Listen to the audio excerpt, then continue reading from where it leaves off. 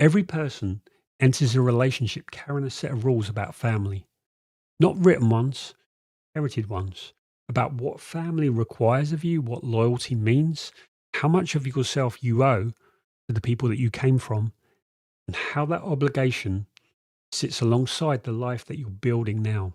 Those rules were installed early through watching how your own family operated, through the expectations that were placed on you, spoken or not, through the conclusions that you drew about what a good son or daughter looks like, what showing up means, what happens when someone in the family needs something and you're not there. Your partner has assembled a completely different set. And in the early years of a relationship, those differences stay mostly invisible. Family's present, but it's not yet a constant demand. The rules don't get tested often enough for the gap to show. And then the relationship deepens and life gets more specific, and decisions have to be made about holidays, about proximity, about how much the extended family is part of the daily texture of your life together. And the two sets of inherited rules start to meet. The arguments that follow are rarely about the surface content.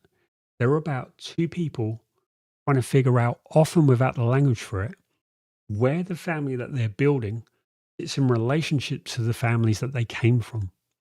One person might have grown up in a family where closeness meant constant contact, where being unavailable was a kind of abandonment, where the implicit rule was that family comes first no matter what.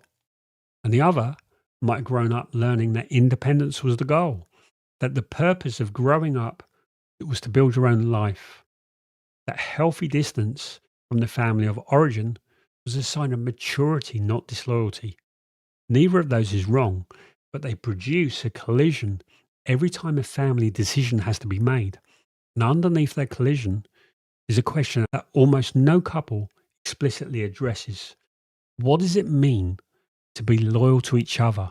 Specifically, what does the new family, the one that you're building, require that might sometimes sit in tension with what the old ones require?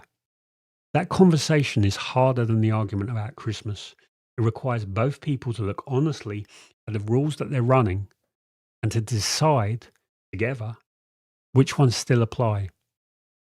The family you came from shaped you, but it doesn't have to run the family that you're building. But that requires a choice made consciously by both people.